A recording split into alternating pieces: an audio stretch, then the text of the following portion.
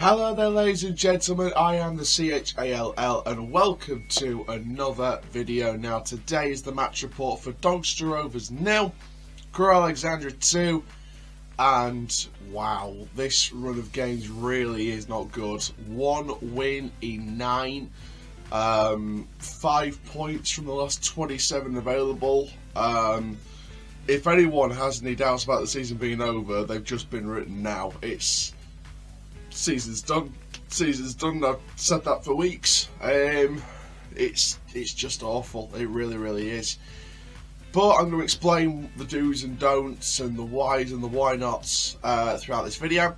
I'm also going to make my overall thoughts on Danny Schofield because I still believe he is the man, and I'll tell you why in this video before anyone starts commenting. But please do like, comment, subscribe, click the notification bell so never miss a YouTube video, and let's get straight into this match report. Doncaster Rovers 0, Crewe Alexandra 2. Doncaster Rovers have lost 5 of their last 8 league matches and have collected just 5 points from the last 24 available. And they host the Crewe Alexandra side who have not won a game in the last 10 attempts on the road. Both teams will be competing in League 2 next season, and both want to finish the season strong before a summer rebuild. First of all then in the lineups for Crewe Alexandra, Courtney Baker-Richardson led the line, Connor O'Riordan starts in the back line, and James Beadle is in between the sticks as Lee Bell named his starting 11. Ex-Rovers trialist Charlie Colkett was on the bench, and ex-Burnley striker and one of their top goal scorers Dan Agyei was in the squad as well. Danny Schofield made 2 changes to his side with Ben Nelson and Carl Hurst coming in, while Tommy Rowe makes his 600th career appearance. Under 18 Jack Goodman and the experienced Kieran Agard, the only out-and-out strikers available, were both on the bench, alongside fellow youth Jack DeGrucci and Bobby Faulkner. So then, let's go into the official match report. 2-0 defeat, back-to-back 2-0 defeats. Just a really poor game. I thought there was a spell in the second half, which we'll go on about, where we did put them under some kind of pressure, and that's purely and simply because of the player we had up front, who was the only player that consistently tried. I thought there was quite a few little spells for a couple of players, but in terms of consistently, as soon as he comes on the pitch, there was only one player that tried for the full amount of time he was on the pitch, and that was Jack Goodman. But we'll talk about him in the second half sort of section of the review. The first half, though, abysmal. We had no threat, we didn't even look like we wanted to score goals. I think, and look, I'm not defending Schofield, I'm not defending the players or anything like that. But what I will say is, that first half looked like they were too busy figuring out the style of play than to actually put balls in the back of the net. I think they were too busy figuring out what style they wanted to play. I thought they were too passive around the back. I felt like we were too lackadaisical at the back, too side to side. Part of that is due to the personnel we've got available. I don't think most of that is Danny Schofield's squad that he wants. Some players he does want, some players he doesn't.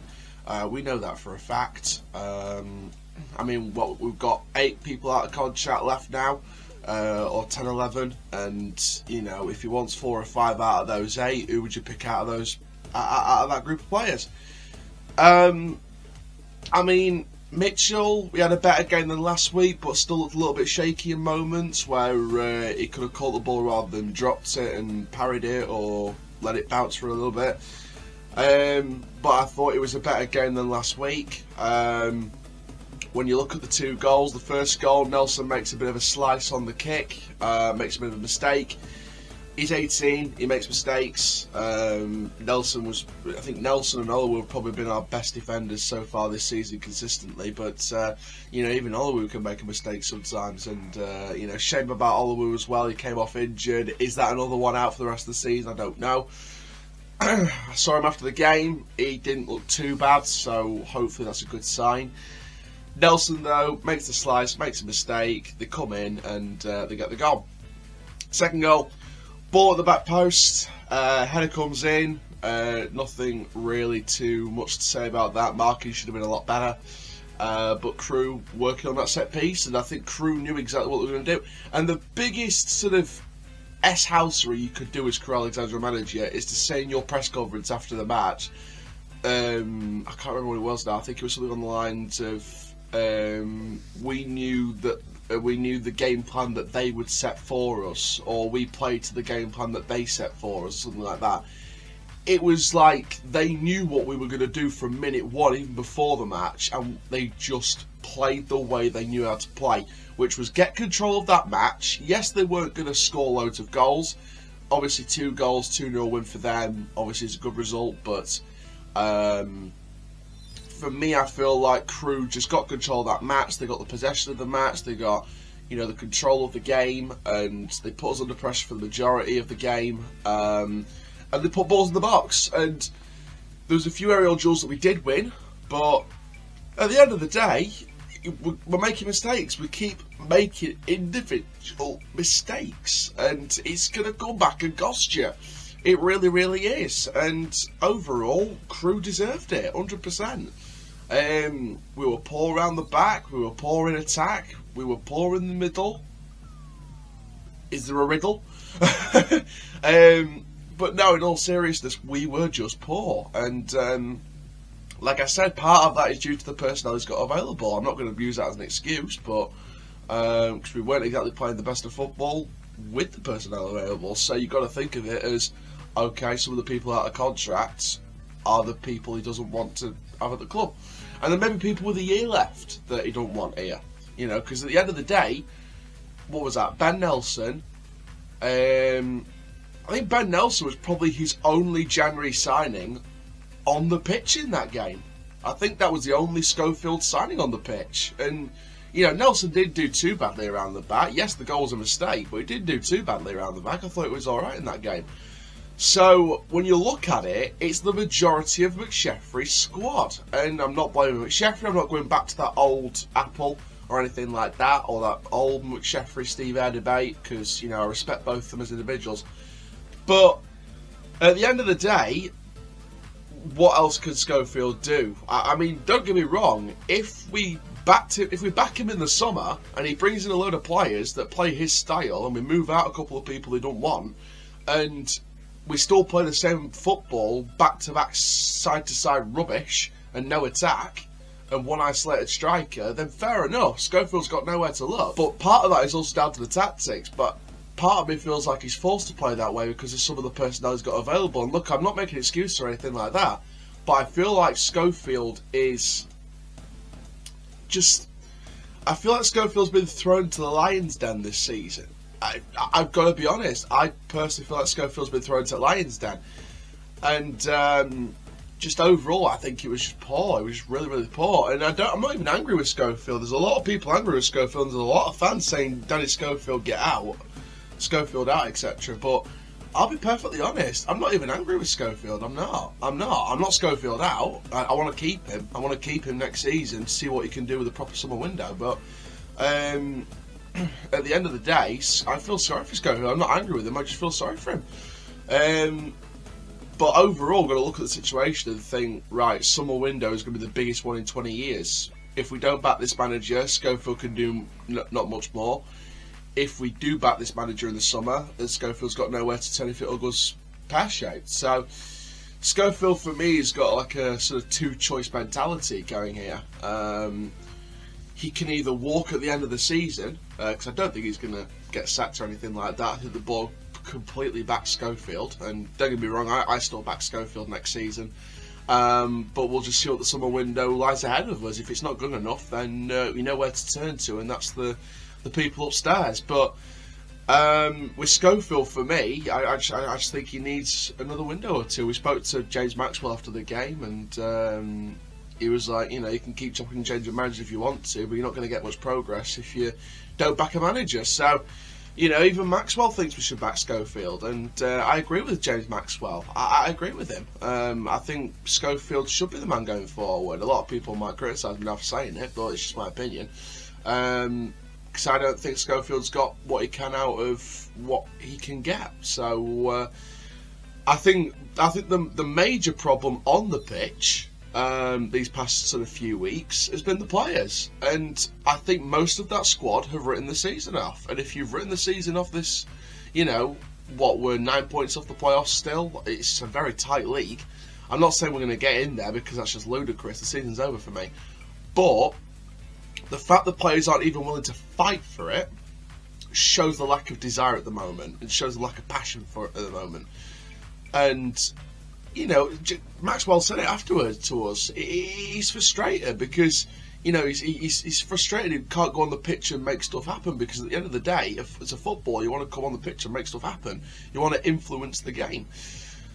Overall then, second half, I thought we had a spell where we were putting him under pressure, but again, just no final third. I think Goodman came close on a couple of occasions, but he's been my star player in the match. I gave man of the match to Goodman, and I don't usually give a man of the match to a player that's been on the pitch for less than a half. But for me, I feel like, you know, Jack Goodman, for me, has been the best player on the pitch in that game. I think Seaman and Ravenhill could hold their heads up a little bit, a couple of good spells. I thought Ravenhill looked a bit lost in a lot of places, but I think there was a couple of spells where it looked like he could do something. Seaman again, pushing a good performance. You know, will he get a new contract? Will he get offered a new contract? I don't know. I mean, I wouldn't be surprised if he does, but to be fair, he's been one of the better players, so it's not a drop in standards, it's just he's been one of the better players, and you take that momentum into pre-season and next season, so and of course you can't, like, you know, with the budget we've got, we can't just rebuild an entire squad in one summer. It's ludicrous, so there are a few players that we are going to have to sign up or keep that we maybe don't want in the long term, or maybe aren't good enough long term, but these are players that are going to be given a chance to have a clean slate next season. The likes of Charlie Seaman, who's put in good performances at times and deserves a second chance. Liam Ravenhill, in my opinion, I know a lot of people are saying, well, put the sentimental side aside now, he needs more game time elsewhere. I want to see Ravenhill given another chance. I don't want to see Ravenhill loaned out. I don't want to see Faulkner loaned out. I don't even want to see Kulea loaned out. I want to see Kulea given a chance next season as well. I want to see the youth come through now. Worksop Town's just won the league. Recall Kulea. You know, recall Kulea early and bring him back in if you want to. But Faulkner, Kulea, Ravenhill, Goodman, I want to see these guys given a chance next season. I really do. The goalkeeper situation, I think Mitchell will probably get a new 12-month deal, but again, we'll see what happens. Depends what money we're offering. Does he want that money? Does he want to be a second choice to a new keeper in the summer? Or does he want to go be a first-team keeper elsewhere? I don't know. Again, we'll see what happens with him. He has saved us many times, but at the end of the day, he's still made mistakes. Obviously, keepers make mistakes, but, you know, it is the plan to keep Mitchell? I don't know, but we'll see what happens. But overall, like I said, the performance was poor. We had a spell in the second half where it looked like we could do something, but Crewe put in a solid defensive performance full of solidarity, and Crewe Alexandra definitely deserved the 3 points. And I think that's the first time they've won by 2 goals away from home or something like that since 2021. It's ridiculous, the kind of records that we break for other teams because we are Doncaster Rovers. But shout out to Crewe Alexandra, you did brilliant. And you know, if you keep building in the summer, if you keep rebuilding under this manager, use your academy, because, you know, one thing that Crewe does well is to use their academy and sell the products on and then try and rebuild through the academy again. That's the one thing they do really, really well.